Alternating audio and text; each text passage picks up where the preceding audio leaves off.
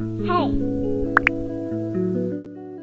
Halo, perkenalkan nama saya Jennifer Averina dari kelas 10-3 absen 10. Sekarang saya akan memperlihatkan sekaligus menjelaskan data visualisasi yang sudah saya buat.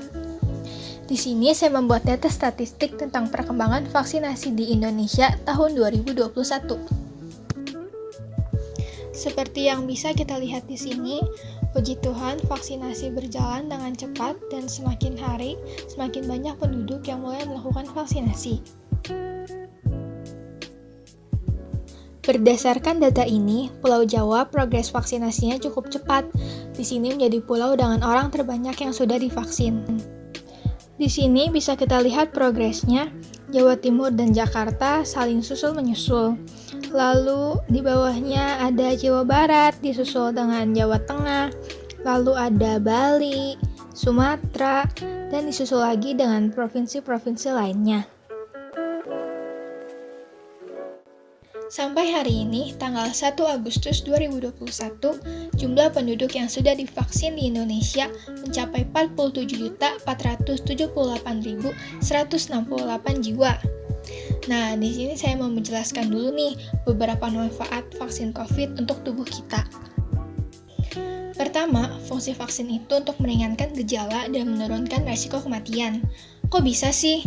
Karena vaksin COVID-19 dapat memicu sistem imunitas tubuh untuk melawan virus corona. Dengan begitu, resiko kita untuk terinfeksi virus ini akan jauh lebih kecil. Jadi ketika kita amit-amit nih ya kena COVID gitu, gejala kita akan ringan dan bisa jadi OTG. Kemudian, manfaat vaksin yang kedua yaitu untuk mendorong terbentuknya herd immunity. Di sini, orang-orang yang sudah divaksin juga bisa melindungi orang-orang di sekitarnya. Hal ini karena kemungkinan orang yang sudah divaksin untuk menularkan virus corona itu sangatlah kecil. Jadi, orang-orang yang tidak bisa mendapatkan vaksin seperti bayi baru lahir atau penderita kelainan sistem imun tertentu juga bisa mendapatkan perlindungan dari orang-orang di sekitarnya. Nah, teman-teman, sekarang kita udah tahu kan ya apa aja sih manfaat vaksin tuh yang ternyata sangat menguntungkan ya untuk diri kita maupun untuk orang lain. Nah, sekarang kita juga udah pada tahu kan ya kalau vaksin yang beredar untuk umum di Indonesia itu ada dua jenis, yaitu vaksin Sinovac dan vaksin AstraZeneca. Nah, saya mau jelasin nih tentang apa tuh perbedaan vaksin Sinovac dan juga vaksin AstraZeneca yang mungkin teman-teman masih bingung gitu ya, apa sih bedanya? Oke, yang pertama yang membedakan itu jenis teknologinya. Kalau Sinovac itu menggunakan virus utuh yang sudah dimatikan atau dilemahkan, sedangkan bahan dasar vaksin AstraZeneca adalah vektor adenovirus atau virus hasil rekayasa genetika. Perbedaan yang kedua antara vaksin AstraZeneca dan Sinovac adalah pada jadwal pemberian vaksin dosis pertama dan kedua. Untuk AstraZeneca, jaraknya adalah 8-12 minggu, sedangkan Sinovac jaraknya 2-4 minggu.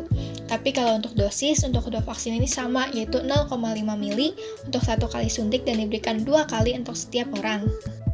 Perbedaan berikutnya terdapat pada efektivitas vaksin.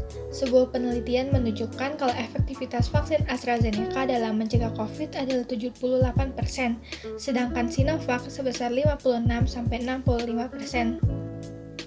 Yang terakhir, kalau dilihat dari perusahaan pengembangnya juga sudah berbeda, yakni vaksin Sinovac berasal dari perusahaan farmasi di Cina, dan vaksin AstraZeneca berasal dari Universitas Oxford di Inggris. Nah, itu dia beberapa perbedaan vaksin Sinovac dan juga vaksin AstraZeneca. Sudah pada paham kan ya?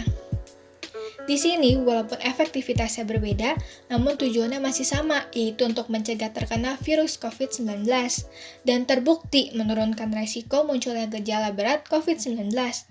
Maka dari itu, menurut saya, selama masih ada persediaan vaksin apapun yang ada di daerah kita, lebih baik kita lakukan vaksinasi terlebih dahulu tanpa pilih-pilih jenis vaksin agar kita dapat membantu memulihkan Indonesia kembali. Sekian penjelasan dan visualisasi dari saya. Mohon maaf jika ada kata yang salah. Terima kasih dan stay safe.